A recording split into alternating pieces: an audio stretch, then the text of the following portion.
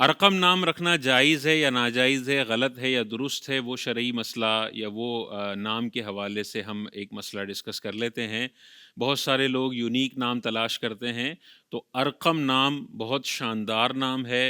اور یونیک بھی ہے کہ بہت زیادہ بڑے پیمانے پر یہ نام نہیں رکھا جاتا، اور یہ ارقم بدری صحابہ میں سے ایک صحابی رسول کا نام ہے، اور اس کے علاوہ بھی بہت سارے صحابہ ہیں جنہوں نے اپنا نام ارقم رکھا ہے۔ ارقم نام بالکل رکھا جا سکتا ہے، بہت شاندار نام ہے، اور حضور علیہ الصلوۃ والسلام کی یہ جو حدیث ہے کہ اچھوں کے نام پر نام رکھو، اس پر بھی عمل ہوگا اور اس نام کی برکتیں بھی بچے کو حاصل ہوں گی۔ لیکن سب سے شاندار عمل یہ ہے کہ 7ویں دن عقیقے والے دن اپنے بچے کا نام صرف محمد رکھیں، کیونکہ حضور علیہ الصلوۃ والسلام نے ارشاد فرمایا کہ جو میری محبت کی وجہ سے اپنے بچے کا نام محمد رکھے گا،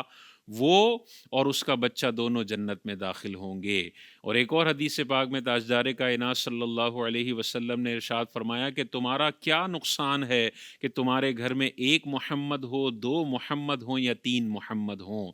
یعنی تاجدار کائنات صلی اللہ علیہ وسلم نے سب کو ترغیب دی ہے کہ تم نے اپنے بچوں کا نام محمد رکھنا ہے۔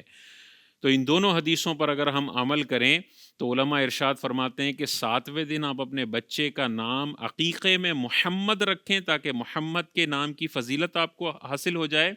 اور پھر چونکہ سب بچوں کا نام محمد رکھا جائے تو پھر ایک کو بلائیں گے تو باقی سارے بچے آ جائیں گے، تو بچوں میں باہم فرق کرنے کے لیے اور محمد کے نام کا ادب ملحوظ رکھنے کے لیے پکارنے کے لیے کوئی دوسرا نام رکھ لیا جائے۔ تو 7ویں دن آپ محمد نام رکھیں اور پھر کہیں کہ میں پکارنے کے لیے اپنے بچے کو ارقم کہا کروں گا، تو محمد اور ارقم نام ہو جائے گا، اچھوں کے ناموں پر بھی نام ہو جائے گا اور محمد نام کی بھی فضیلتیں اس بچے کو حاصل ہو جائیں گی۔ بہت اچھے انداز سے ماں باپ اپنے بچے کو یہ پہلا تحفہ دینے میں کامیاب انشاءاللہ ہو جائیں گے۔ زندگی کے تمام شعبوں میں دینی رہنمائی حاصل کرنے اور آخرت کو بہتر کرنے کے لیے ہمارے YouTube channel Islamic digital studio کو سبسکرائب کر لیں اور بیل آئیکن بھی پریس کر لیں۔